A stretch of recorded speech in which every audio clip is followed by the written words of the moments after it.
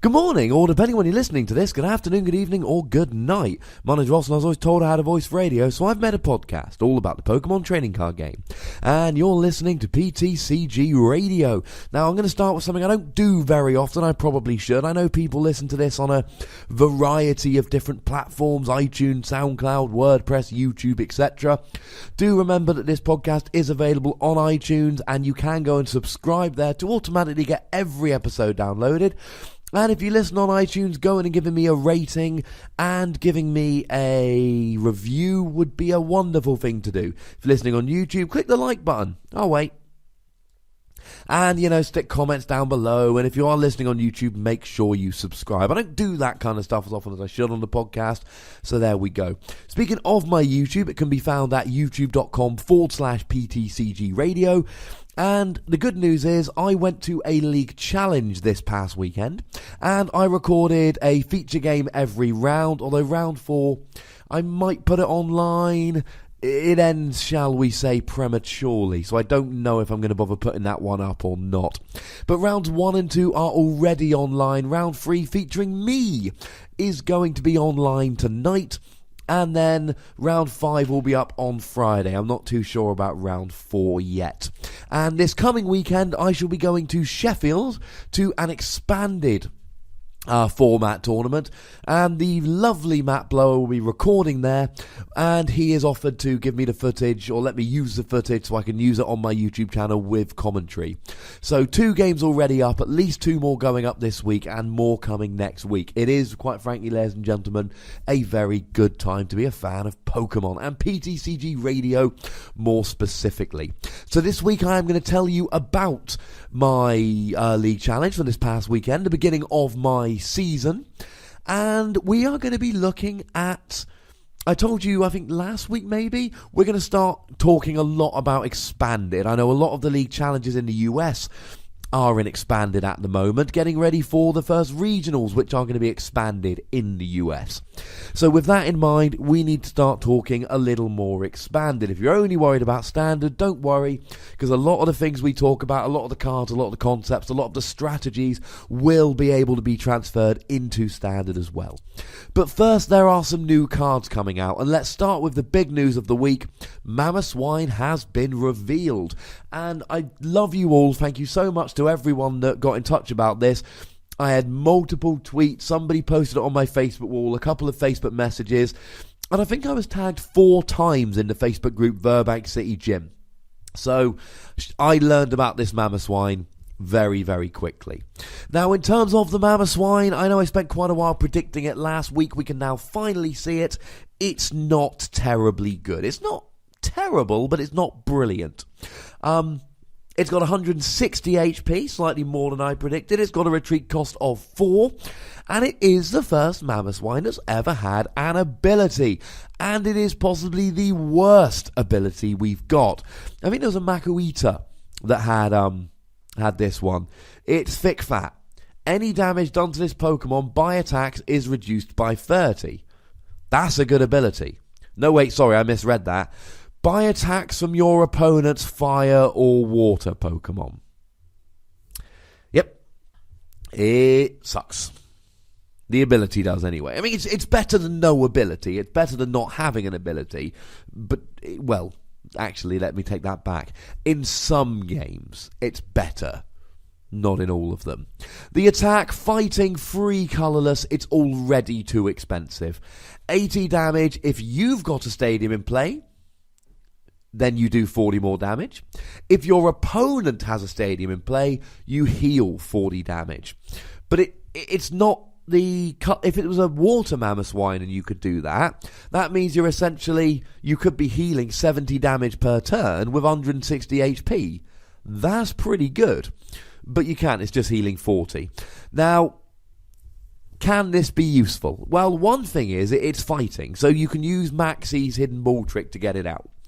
So, in the same way that Jacob Van Wagner used Archie's ace in the hole to get Blastoise out to win Worlds, you could do that with Mamoswine. Now, it's no point attacking with him, but might I remind you of the Pillow-Swine? For a fighting and a double colourless, little bit overpriced, but... you've got Ho-Oh in Expanded, or you can use some combination of Mega Lucario, Mega Turbo, and Energy Switch. I'm clutching at straws here. Or you could use something like a Larvesta. Could work here. That's got the attack, which allows you to put it on your bench with 2 basic energy, I believe. Or you could use something like Non-EX Landorus, who attaches an energy from the discard pile. There are options, is my point. 30 damage, plus 10 more for each colourless in the retreat cost of every Swinub, Piloswine, and Mamoswine in play. Now, I believe Swinub's got a retreat cost of 1, Piloswine's got 2, Mamoswine's got 4. So if you, for argument's sake, have 2 Mamoswines in play, that's 130 damage.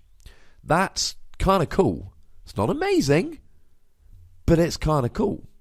But might I remind you, we had a new Pokemon tool released in the most recent set, in Ancient Origins.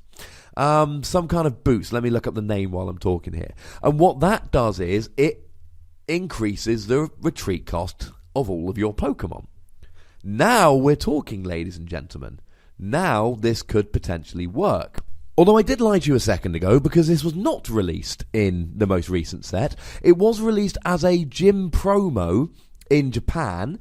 Essentially means it was given out as part of a promotional pack for people who competed in Pokemon gym tournaments. Hopefully we'll get it in the next set. I think that's very, very likely. It increases the retreat cost of the Pokemon to which it's attached by 3. And it can't be confused. It's clearly meant to work with Machamp. But that's quite good. Now, Mamoswine's retreat cost becomes 7.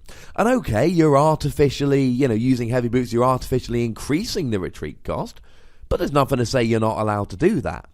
Now let's assume you've got 2 Mamoswines on the bench, each of which has heavy boots attached. Now we're doing 190 damage for free energy. Now we're talking, ladies and gentlemen. Now, it's a bit of a combo to get off.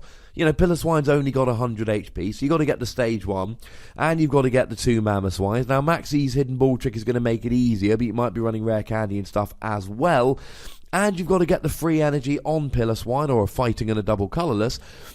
But this is without Muscle Band, without Stadiums, Fighting Stadium, without Strong Energy. You're doing 190 for just free energy, which is very efficient. Now, the awkward thing is getting the energy on Piloswine, but essentially what it means is this. There is a possibility that there is a deck out there featuring Mamoswine. Now, Mamoswine wouldn't be the main attacker, Piloswine would. But there is a possibility out there that we've actually got a deck with Mamoswine that's playable. 2 heavy boots, 2 Mamoswine, 1 Piloswine with free energy. This is doable. Now, how you're going to make this deck consistent, I have no idea. But let's not forget, we've got cards like Lucario, like Hawlucha. We've got good fighting attackers we can use.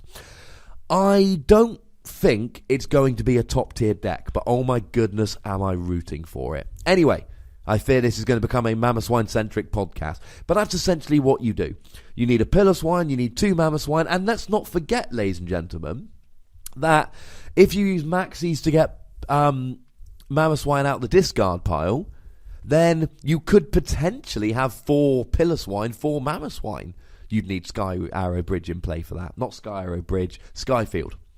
So we've got some other new cards. Let's have a look at them. We've got Simisage, Simisear, and Simipour. They're all Stage 1 Grass, Fire, Water Pokemon. Obviously only one of them. And they are all basically exactly the same. They're all Stage 1s. They've all got 90 HP. For 1 colourless energy, you can take 3 of the same basic energy type as they are from the discard pile into your hand. For a double colourless, you do 10 damage times the number of cards in your hand, which looks like a semi-decent attack until we get to Knockdowl in a minute, in which case they just suck. Yeah. We are getting a Marowak and a Marowak break. Now, somebody did send me a tweet, I believe, over this past week. I'm sorry, I haven't got it in front of me right now. And one of the things or it might have even been a YouTube comment, but somebody pointed out, essentially, wait a second, what about these? we've had too many break cards revealed. So I gave you a little prediction of the break cards we're going to get in the next set. Nobody knows, to be perfectly honest with you. There's too many been revealed. So for the time being, let's say it's coming and hang tight. The only really good one at the moment is Zoroark. Maybe Marowak can help. Marowak, for 1 fighting energy, 30 damage to one of your opponent's Pokemon. It's fine, it's not good. 60 damage for a fighting and a colourless. If your opponent's active Pokemon is an EX, switch this Pokemon with one of your benched. Kind of like Donphan's hit and run, but for 2 energy, and hit and run Pokemon need to either be as big and beefy as Gengar and do a special condition, or they need to hit for 1 energy. It could work, but I don't like a 2 energy hit and run Pokemon. Plus, of course, it only works as a hit and run Pokemon against an EX, which is a huge deal. Marowak Break. Remember, this is an extra evolution, and it allows you to use all of the previous abilities and attacks, etc., while adding HP and attacks. He goes from 100 HP to 140, but bearing in mind he's basically a stage 2 at this point, then he isn't as good as Mamoswine. 1 attack, Bone Revenge for a fighting and a colourless, 20 damage plus 40 more for each prize card your opponent has taken. They've taken 5 prizes, you're doing 240 for 2 energy. That is good. So there is a possibility here of using the regular Marowak as a hit and run Pokemon, and then if your opponent, gets too far ahead on prizes, you can sweep with Marowak Break. It is far from a good thing. It's far from a good deck. I don't think it's going to be tier 1 or even close, but there is a possibility of a deck there. If you could take Marowak's attacks down to a single energy, you've got a proper job competitive deck there. But unfortunately, there's no way to do that at the moment. We need some fighting energy acceleration. We really do. We're also getting Assault Vest. It is a Pokemon tool, and it takes 40 less damage from any Pokemon that have special energy attached. And with DCE and fighting energy and Rainbow and all of that, there are an awful lot of Pokemon using special energy at the moment. It's like a better Eviolite, if you will, or better Hard Charm, I suppose is more accurate because it works on EXs as well, but only where your opponent's got special energy attached. But think of it like Muscle Band and Silver Bangle. It's more effective in some circumstances and ineffective in others. We're getting a Haxorus. For 1 colourless, it's a stage 2, 160 HP. For 1 colourless energy, you can make your attacks do 100 more the following turn. Meh. For 1 colourless energy, you can do 60 damage. That's 160 for 1 energy, but you've got to get him out as a stage 2. Then you've got to use your attack, and then you've got to attack the next turn for 160, bearing in mind, and this is turn 3, absolute minimum. Turn 1, you get down the Axu. Turn 2, you evolve into Haxorus and use the attack. Turn 3, you actually do damage. Remember that if he gets knocked out the active, then that resets. So if your opponent plays Lysandra, Escape Rope, etc., it resets, which sucks. So yeah, not particularly good. There's a Fraxia. Meh. That's all I've got to say about that. Now there is a Noctowl, and I like Noctowl. I really like Noctowl. It is a stage 1 colourless Pokemon. It's got a second attack, which is garbage. It attacks for 1 double colourless energy. 20 damage, both players reveal their hands 20 times the number of trainers in both items in both players' hands. Can anyone say Noctowl Vileplume? This will be a good deck. Now, I'm going to tell you about my League Challenge in a moment, but I basically played a Speed Miltank Vileplume deck. One of the unfortunate consequences being, when you set up Vileplume, you're there with a whole bunch of trainers. There's 2 ways to play Vileplume. Way number 1 is I'm not going to play any trainers. Way number 2 is I'm going to play trainers because that's the only way to get Vileplume set up, in a very consistent manner.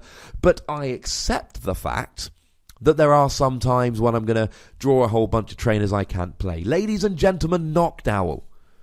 And let's not forget, your opponent ain't playing items either. And again, this is something we've come back to on the podcast again and again. Your opponent can be slightly in control of this.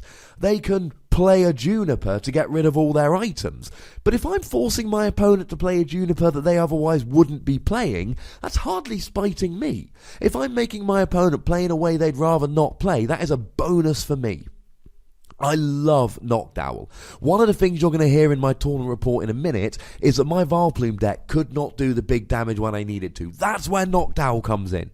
Maybe I'm a little bit excited about Noctowl. It's only got 90 HP, but oh my goodness, I'm excited about Noctowl. That bang was me hitting the table because I'm genuinely getting a little bit too excited. Why can't I have a Mamoswine this playable? I don't like Noctowl as a Pokemon. He sucks. But oh my goodness, if that is not an entire... I mean, it's basically going back to the old Poltergeist Gengar. And yeah, he's got 90 HP, blah, blah, blah. But, oh, I like him. I really like him. I'm going to make Noctowl Vileplume. I can almost guarantee I'm going to play that at a League Challenge. I'm not here sitting guaranteeing I'm definitely going to play it at a League Challenge. What I'm saying is that is exactly the kind of deck I'm going to take to a League Challenge at some point. They've reprinted Mr. Mime, except he's fairy, not psychic, but he's still got the bench barrier ability. There is, however, or they're going to reprint it, I should say, in the next set. One thing which is very important about this Mr. Mime, it is fairy. Wobbuffet used to not turn off Mr. Mime, now he does. Of course, Wobbuffet also doesn't hit the bench, and Wobbuffet only turns him off if active. So it doesn't really matter. But just as a little point there, he doesn't. But like I say, Wobbuffet doesn't hit the bench. So although he turns off the bench barrier ability, when he's active, he doesn't hit the bench. Doesn't matter. There is a Mr. Mime coming, and I know a lot of people liked having a basic Pokemon that would protect all of your bench Pokemon from damage from your opponent's attacks. Only damage, remember, not placing damage counters.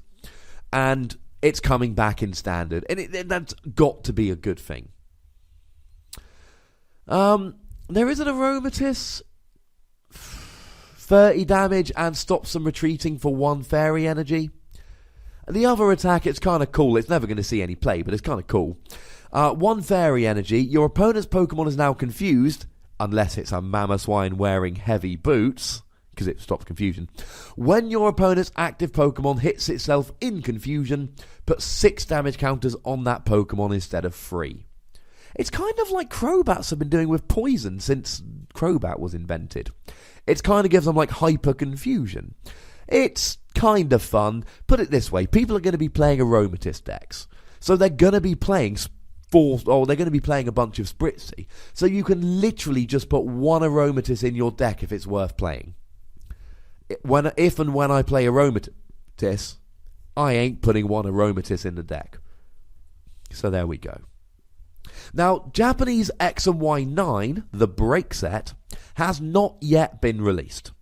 So it's a really good time to reveal X and Y9, the 9th X and Y set coming out in Japan. It is going to be called, and just before I say the name, consider how much better this is than any English set name we've ever had, Rage of the Broken Sky. How needlessly over-the-top dramatic is Rage of the Broken Sky?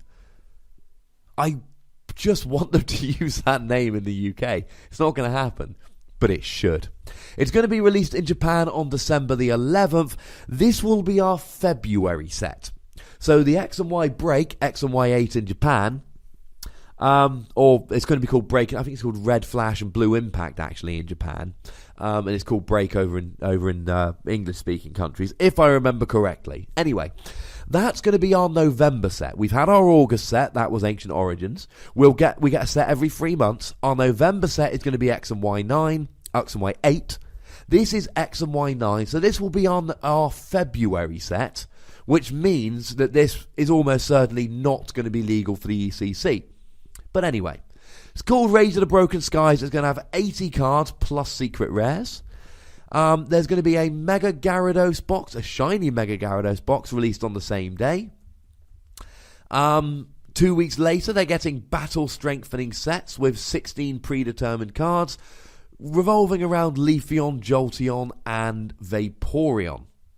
Why Leafeon, Jolteon, Vaporeon, I don't know, because Leafeon and Glaceon, Flareon, Jolteon, Vaporeon. They've accidentally put Leafeon instead of Flareon, and that is wrong, and they need to get over it. No other information about that set, but we're getting some Gyarados, so, that's literally all the information we have. So before we get on and talk about the new format, let's have a chat about my tournament. I rushed after work on Friday, my very first ever Friday tournament. No, that's a lie. I'm lying to you, I've been to a Friday tournament before. My first Friday tournament in 4 years? Since my first year of playing. My first Friday tournament in a very long time. I got down to Athena Games in Norwich in the UK, and before we start, I now love Athena Games. And anyone in the UK, if you get a chance to go to Athena Games for a tournament, get yourself down there. It's run by genuinely lovely people who go out of their way to make you feel welcome. And when I asked about recording, not only did they let me record, they actually set up a table in a side room next to a plug socket, and they had a judge who would go in at the beginning of every round and keep checking back to make sure it was set recording at the beginning and was stopped recording when the game had finished. So they even actually worked the camera and recorded for me so I could get on with playing. Lovely, lovely people. Cannot recommend that place highly enough. Now, it was standard format, and I had nothing to play. So, after umming and ahhing for a while, I decided to go Vileplume, Miltank, Latios. And let me explain the deck. It was built on a bit of a turbo list, so we're talking 4 Acrobike, 4 Trainers Male. The good news is, round 3 of the tournament, I was recorded. I was 2-0 at the time. So, you will get to see that, and you can see how my deck works. I might even do a testing deck breakdown. But it's very simple. You make a speed list with the theory that once I get Vileplume out, my opponent, I can do this with Forest of Giant Plants. I can get Vileplume out on turn 1 of the game going first, and my opponent can never have trainers. I only missed the turn 1 Vileplume once in 5 rounds. It was single game though due to time constraints. And I put Miltank in there because I needed an attacker. He does 80 damage if you've got a Vileplume on the bench. And I put a couple of, only 2, but I put a couple of Latios EX in there because you can do 40 damage on turn 1 if you go first. 60 with a Muscle Band, and I played 2 Muscle Bands. Again, because my deck was designed to kind of run through half your deck on turn 1 searching for that Vileplume. Although without Computer Search or Skylar, it is much harder to find Forest of Giant Plants. It's a bit of a pain. But anyway... and yeah, the Latios, essentially, I was trying to get some quick wins. So if I played against a Vespiquen deck, or if I played against a deck with bats in, or anything along those lines, I could. So round 1, I am against Scott Simmons and his Groudon deck, with which he went 5-0 the previous weekend to win a league challenge. Now, I got kind of lucky. I went second, but I got the turn 1 Vileplume. And Scott did make a slight misplay in this game because he got a VS Seeker from his Corinna turn 1, but forgot to use it at the end of his turn. And this game go as games do. I knocked out his Wobbuffet, he brought out a Groudon, but the thing is, Groudon with 1 strong energy hits for 50 damage his first attack Ripclaw. Well, that's enough to KO a Miltank. Interesting side note, there was one game all day where my Miltanks got hit without being knocked out. That was in round 3 against an Eviltau. Other than that, it was 1-hit KOs all day long. But I eventually took the Groudon down, and the game basically came down to Scott couldn't draw into anything because he was train locked all game, and I ended up winning. Round 2, I played a new player with Machamp. What was he playing? He was playing Machamp with Lucario, the Machamp with the ability that adds 20 damage. He was a new player, didn't have an optimum list yet, but he's a very, very nice chap, and hopefully, over the next few weeks, he'll get to talk to some, existing players and really work on his list and his playing style, because he wasn't using Maxis, for instance, which combos very, very well with Machamp. A very close game, of course, because I went first and got the turn 1 Vileplume this game. Unfortunately, he started Lucario, but I did get turn 1 Vileplume and Latios hitting for 60. So my deck I made a very consistent deck. It did exactly what it was supposed to do. Although, as we'll learn, that wasn't always enough. And I took a few prizes, and then I was a little bit silly. I had to Sycamore 2 other Sycamores, so I got rid of 3 Sycamores turn 1, and then just drew Trainers turn after turn. Couldn't draw my AZ. The plan was draw the AZ, pick up the Vileplume, play all my Trainers, and then use Forest of Giant Plants to put the Vileplume back down again. AZ, by the way, overpowered in Vileplume decks. Because you can just pick up the Vileplume, play all your Trainers, and then put it back down again. It's wonderful. It's like a Hex Maniac for you. Really, really good. It was going alright. And then I just couldn't draw anything. I ran out of energy and I started sacrificing Pokemon. I was an idiot. What I should have done was sacrifice the Vileplume straight away. Because I had everything I needed in hand to get a new Vileplume out. But I fed him 3 prizes and then put myself in a position where if he drew a Lysandre, he could just bring up a Latios and kill it for the game. Luckily he didn't draw a Lysandre. He finally knocked out the Vileplume. As a side note, the very first card I drew after he knocked out the Vileplume was, of course, AZ. How could it be anything else? And then I drew through my entire deck to get a second Vileplume and used Miltank for the win to go 2-0. I shouldn't have needed to dig through my deck. I failed an Ultra Ball search and then realised I didn't have a Vileplume in hand. That, ladies and gentlemen, is careless because I thought I'd already won the game. Luckily, I had a Vileplume in deck and I could run through my whole deck, but that's not the point. That was silly on my part. Round 3 was recorded. I'll let you watch the game. It was against Tyranitar Bats. It goes exactly as it should. Round 4, I am against Ollie Barnett and his Groudon deck, and there's nothing I can really do. My deck does 2 things. It basically sets up every game. There was 1 game I got a turn 2 Vileplume, the other 4 I got a turn 1 Vileplume, and I didn't miss a turn 1 attack any game. The problem is, my deck does one of 2 things. There is a good result. I get Vileplume, I get Miltank, I smash, my opponent sits there looking annoyed at me because they can't draw anything, I win the game fairly quickly. Against small non-EX decks, that will win you basically every game. Vespiquen, good as an auto win. Hawlucha Bats, you're going to win. Things that you're going to win those games. Against big EX decks, however, it's a race against time. Because unless they draw dead while you run through, sooner or later, they are going to set up an attacker that can one-hit KO Miltank. And that Miltank, unless you can get a Muscle Band on there, is 3-hit KOing. You aren't going to win that. You know, if you're up against a Groudon, or even a Regirock, to be honest. Regirock comes out, Miltank can only 2-hit, Regirock 1-hits Miltank. You can't win that. Now, there's things you can do. You can tech in other attackers, other energy, for instance. But the problem with that is that, well, okay, but now you're not as consistent anymore. And the whole point of the deck is it sets up. Now, had I had a Noctowl, I could easily switch some energy for double colourless. I could easily make some room for a 3-3 Noctowl line. I'd have to take out the Latios or the Miltank, but I can do that. That's not a problem. Now we're talking. Now we get mid to late game and Noctowl comes out hitting EXs. Now we're talking. And I genuinely believe this could be a competitive deck with the new Noctowl. I knew it wasn't good enough going in. I was essentially betting on matchups. I had nothing else.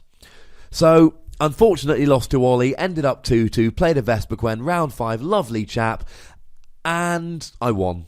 Because, you know, it's Vespiquen, and Vespiquen's a fairly easy matchup. Now, unfortunately, this was the one time all day I actually faced down an opponent with a 60 HP or lower starter. He started Combee. I went second. I started Latios. I had a Psychic Energy. This is frustrating. But again, you know, I got my Vileplume turn 1, but I then couldn't draw into very much. But it didn't really matter because there was nothing my opponent could do. He was locked out of it, Miltank's killing everything, and this Vileplume deck works exactly like that. One of 2 things is going to happen. Either you are going to set up, and your opponent's going to draw nothing while you sit there beating them, or they're going to set up something that can one-hit KO Miltank, and you're essentially in an unwinnable game. So that is my League Challenge experience from this past weekend, and, of course, all the new cards that have been released this week.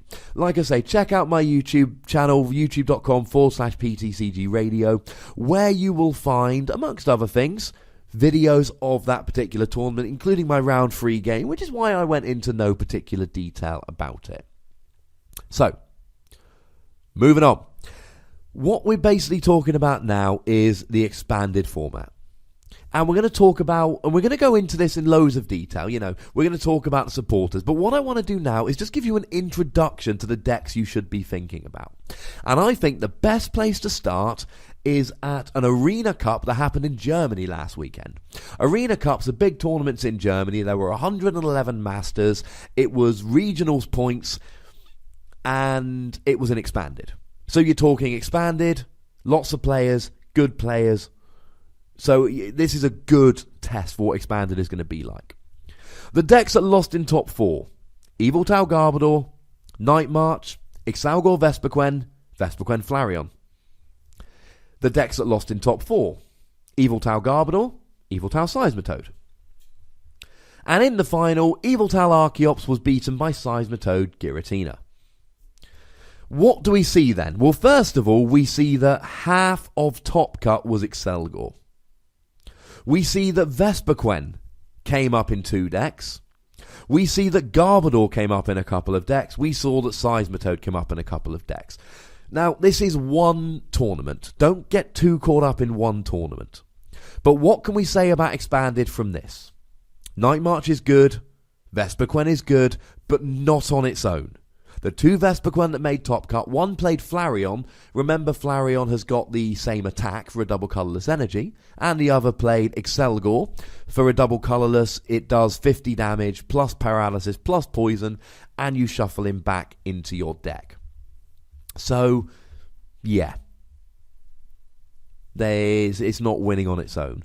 Garbodor is incredibly useful, Seismitoad is useful, but in expanded, Yveltal is king. And then that shouldn't surprise you. Yveltal's always been good. Laser's back, but crucially, Dark Patch is back. Now, I don't know if Dark Patch is crucial to the success, but I'd be surprised if it wasn't. So, that was the result of the Arena Cup. Don't draw too much into one particular tournament, but it gives us a nice idea. So what I'm going to do now is I'm basically going to take you... I've got an expanded tournament coming up this weekend. So I'm going to talk through some of the decks I was considering and the matchups. And we're going to touch on some of the ones we just talked about. But for instance, Seismitoad Giratina, meh. Even though it won, I'm aware that it won. And Night March, I've talked about Night March to death. Night March is good. I don't really have anything else to say about Night March at this stage. Night March works as Night March has always worked. It is good. So, I started off wanting to play Vileplume Excelgor, and I believe I have made a super consistent, as in like sets up just first turn every time, Vileplume Excelgor. Because in expanded, oh my goodness, do we have draw options. I mean, the list I've got in front of me here, I've got 4 Acrobike, 4 Trainer's Mail, 4 Ultra Ball, 4 Level Ball, I've got Jirachi, I've got a couple of Shaman, I've got 1 Tech Skylar to try and get the Forest of Giant Plants, I've got Computer Search, and you can run through your deck super fast. There are an awful lot of hard counters to Excelgor, and that's why I've got the list, I've got all the cards, I've got a good list. But here's a problem with Excelgor. It's a very singular strategy, and pretty much any deck that has a singular strategy can be taken down quite quickly. Here's a list of some of the things that beat Excelgor. Archeops. Archeops has the ability that stops you evolving Pokémon. Every time you attack with Excelgor, you have to shuffle it into your deck. And then you can't re-evolve it. You lose. Virizion. Any Pokémon that has grass energy attached is immune to special conditions. You're doing 50 damage every turn. You're going to lose. Any deck playing multiple Caldeo, like for instance Blastoise. Okay, you can still do the poison and paralysis. They rush in, they retreat, or just rush in twice, and the paralysis is gone. You lose. Wonder Energy. Fairy decks are good. Fairy decks are good in expanded. Fairy decks can play Wonder Energy, which is a special energy which stops them being affected by special conditions, and you can play it under Trainer Lock. You lose. Silent Lab. No, Silent Lab isn't a big deal. Sorry. Silent Lab is something you can play to get round Keldeo, because it stops it, and Virizion, because it stops it. But the problem is, if you play Silent Lab, you're not playing for... Well, if you've got Silent Lab down, you don't have Forest of Giant Plants down, which means if you need to evolve your Excelgor in one turn, you can't. And that's the big problem with Vileplume Excelgor. All of these things beat it. Now, it beats basically everything else. Oh, and Bunnelby can be a real pain. Because the whole point of Excelgor is in order to make it, you've got to have the Shelmet Excelgor DCE every turn. So you play a Musharna, a 1-1 line, which lets you look at the top 2 cards of your deck and draw one, put the other one back. And you basically empty your deck as fast as you can, which with the cards we've got in Expanded is fast. And then every turn you just shuffle your Excelgor Shelmet DCE back into your deck. Your deck essentially ends up consisting of nothing but those 3 cards. And with the combination of drawing and Musharna, you draw into everything you need and you win. Until your opponent brings out Bunnelby and mills you for like 2 turns and you lose. Oh, and you're overly reliant on double colourless energy, so if your opponent plays too many Xerosics, then you lose. Although you can mitigate that by only attaching them right before you attack. Now, the other problem is, of course, as consistent as you make it, you need to attack with Excelgor every single turn. Every turn you miss of an Excelgor attack gives your opponent the opportunity to get a KO.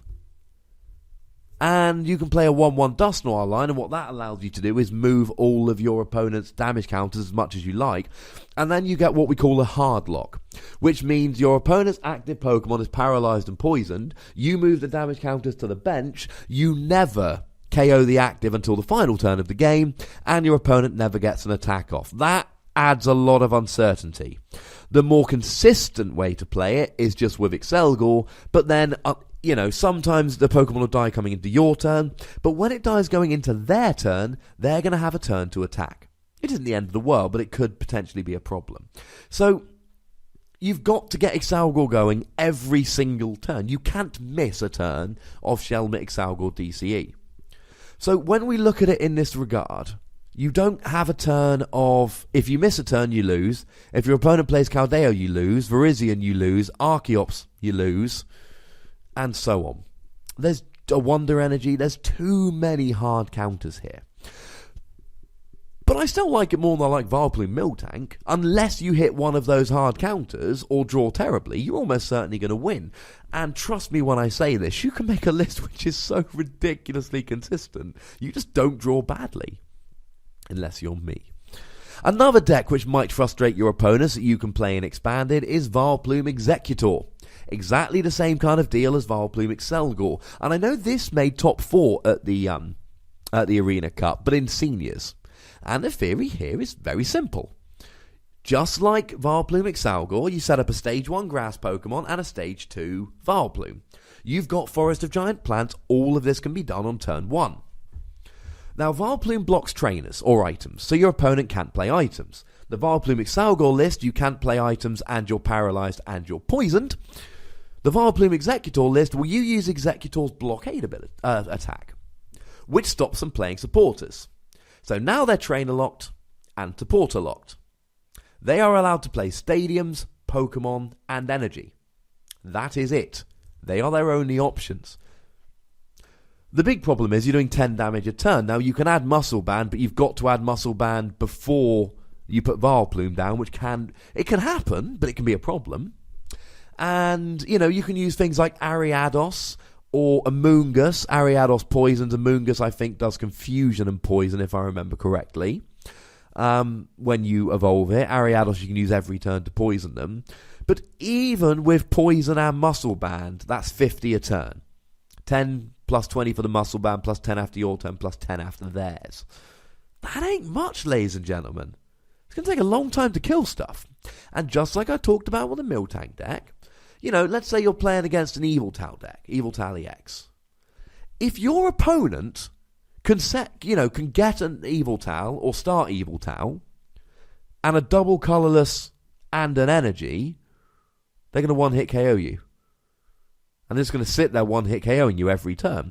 As soon as your opponent gets something they can use to one-hit KO an Executor, you lose. Now, of course, you can use cards like Team Flegrant and Xerosic to get rid of their energy. You can use cards like Lysandra to pull up something that cannot one-hit KO you.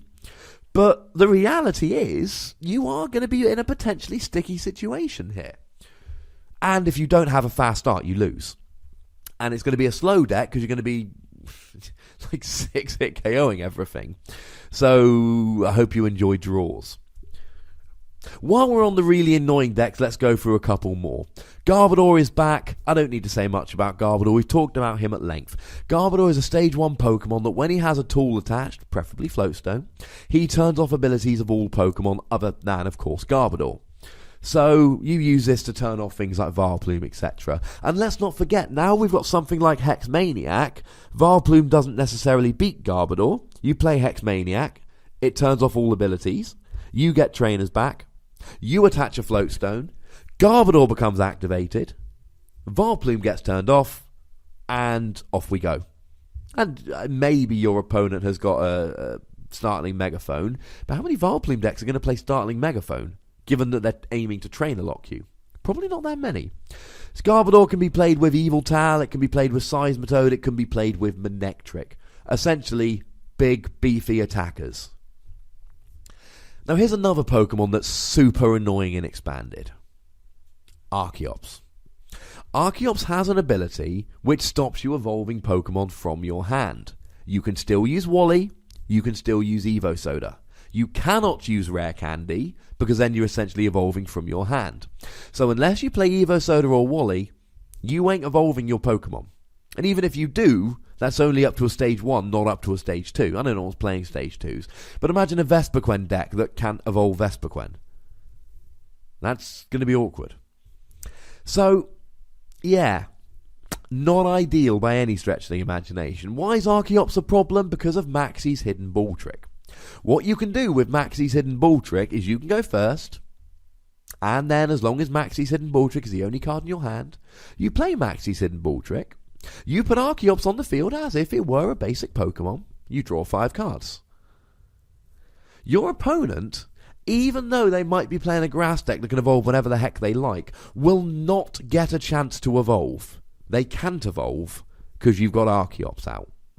You can even take this one step further with Pyroar from Flashfire. Pyroar's got an ability which means it's immune to attacks from basic Pokemon. So what you can do is get an Archeops out to stop your opponent evolving, get a Pyroar out to block attacks from basic Pokemon, and then what's your opponent going to do?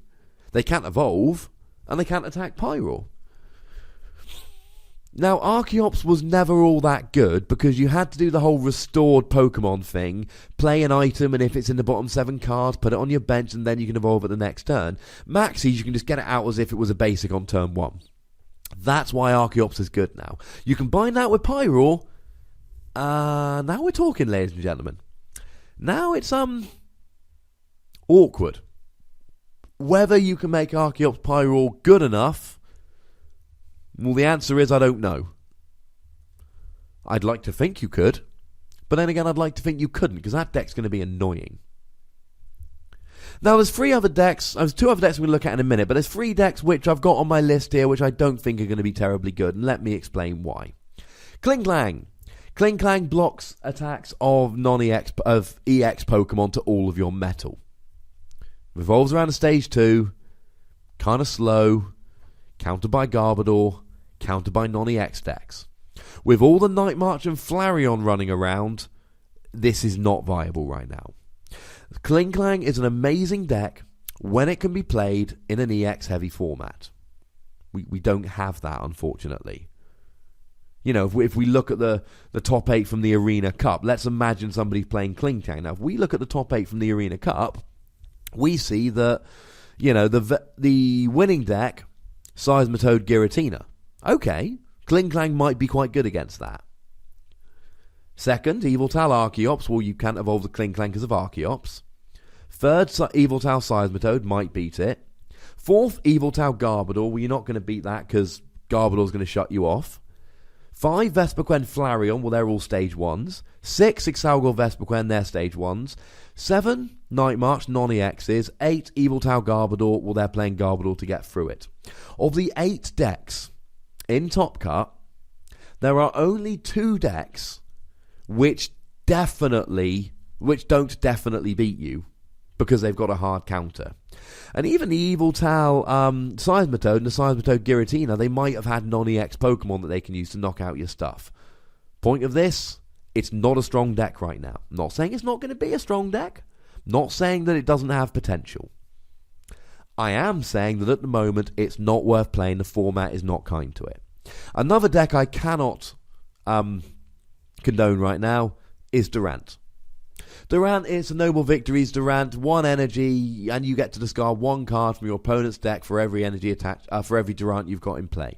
And you can combine it with Bunnelby, you can combine it with Trick Shovel to mill faster than you ever could. I don't think you can go through your opponent's deck in 6 turns. And Durant was really good before EXs. Now we have EXs.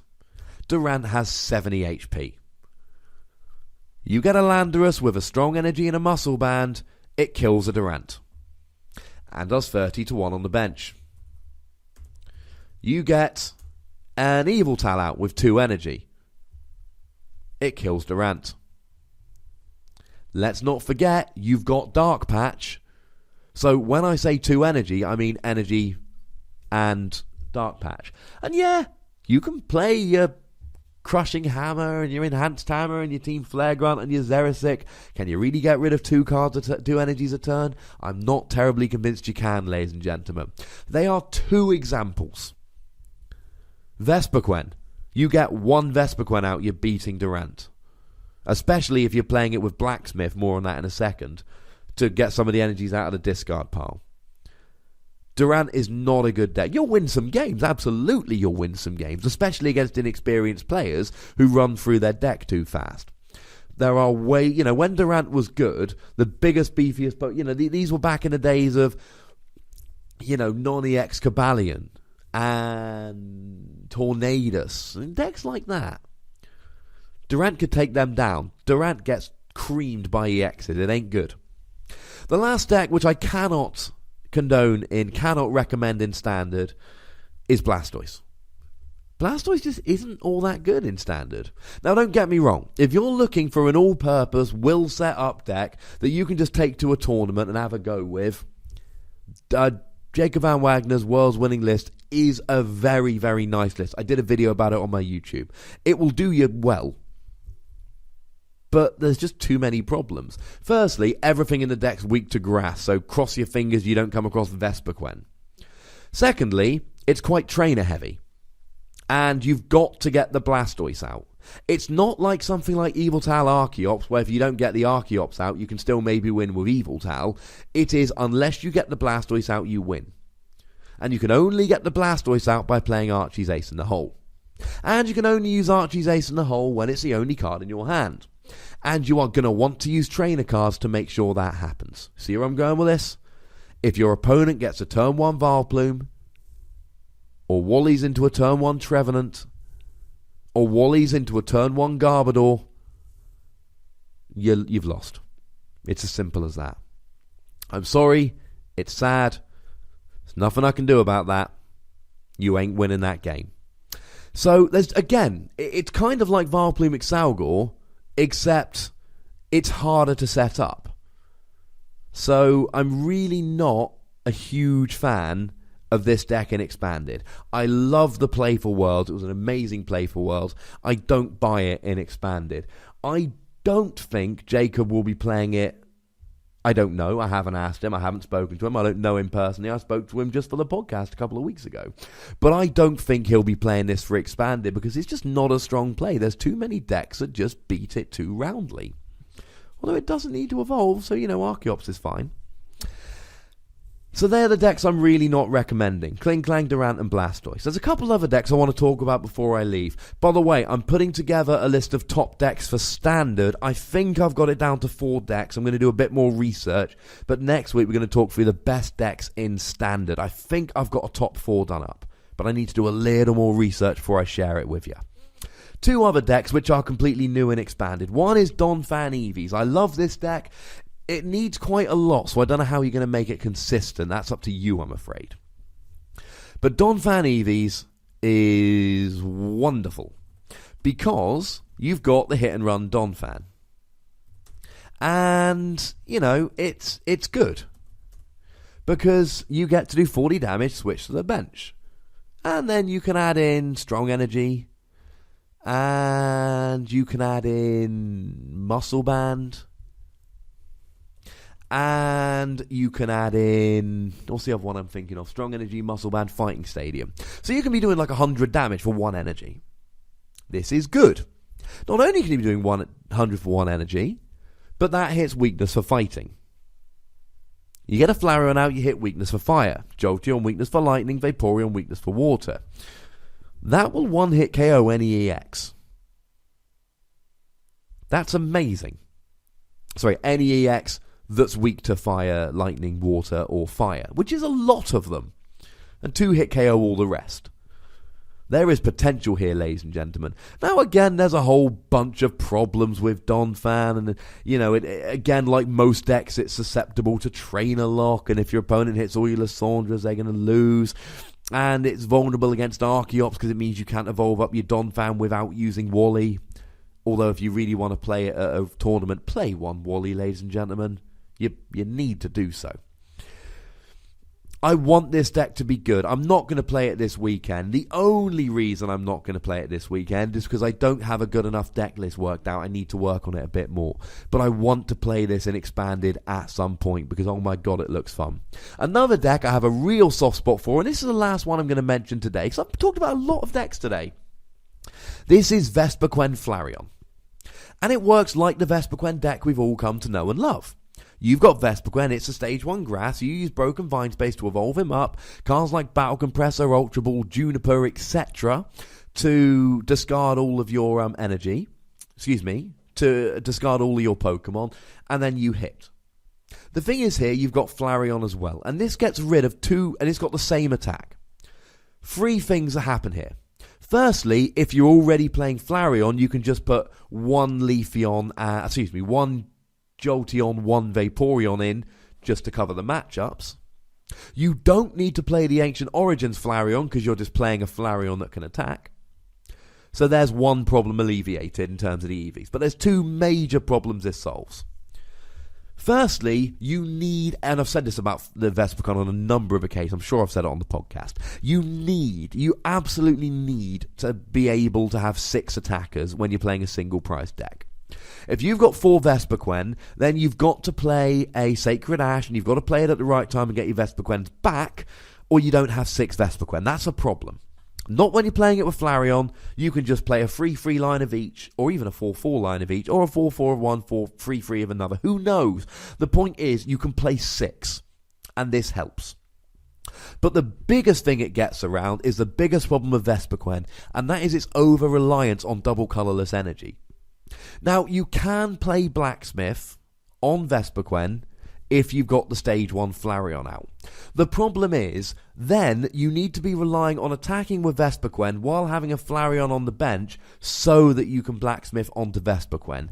It is a much smoother, easier to play deck if you're just attacking with Flareon and Blacksmithing onto it. You don't need to have a Stage 1 attacking and a Stage 1 on the bench. You just need a Stage 1 attacking. I really like this deck. Now, I cannot get a good list sorted out for this. I'm playing around with it at the moment, talking to some people, figuring some stuff out. But I like this deck. You can also put a Leafeon tech in there, and Leafeon's just a really good utility attacker. 20 for all the damage attached to all Pokemon on the field for just 1 colourless energy. Yes, please. I like that. And it's just a 1-card texture playing EVs anyway. And that, ladies and gentlemen, is my introduction to Expanded. We are going to get a whole lot more into Expanded as we go through. The kind of cards you want to be thinking of in Expanded: Vileplume Exalgor, Vileplume Executor, Yveltal Garbodor, Archeops Pyro, or Archeops anything else, Seismitoad, Giratina, etc. They are the kind of top decks. Vespiquen, Flareon, and Donphan EVs, I think, are going to join them. Now, I know there was a Flareon Vespiquen at Top Cut, but I want to refer you to what I've said time and time again on this podcast. For years I've been saying this. One success at one tournament does not make a good deck. It was also Tobias Fiesing who I'm sorry, I'm probably pronouncing that wrong, I do apologise, who did well with this deck at the Arena Cup, and he is a top player that qualifies for Worlds every year. And when I see a deck doing well with only one really good player playing it, that makes me think one player's got a good list or is just an exceptional player. Don't sleep on Night March either, but I don't really have anything new to say about Night March. It's the same deck it always was. But, you know, I'm cautioning you to stay away from Kling Klang, and to stay away from Blastoise, and to stay away from Durant. Feel free not to listen, I shan't be personally offended, I just don't think they are particularly good. So, if you've got any decks from Expanded you think I've missed, hit me up on Twitter at TheWassy, or email me at ptcgradio@hotmail.co.uk.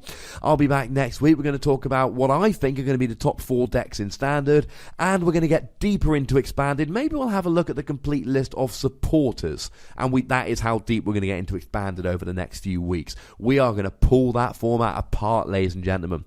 We're going to look at all the supporters, we're going to look at all the tools, we're going to look at tech cards, top decks, as we did today a little bit. We are going to get well into Expanded over the next few weeks. That is my plan. But we're not going to ignore Standard. Also, next week, I shall tell you how I got on in Sheffield at my Expanded tournament, and hopefully I'll have some games recorded for my YouTube channel. Make sure you check that out and subscribe, etc. And make sure you check out Wassy Plays, my video game channel, because I have a sneaking suspicion that if you try it, you just might like it. Thank you very much for watching, ladies and gentlemen. Look after yourselves till next week. My name is Ross, and you've been listening to PTCG Radio.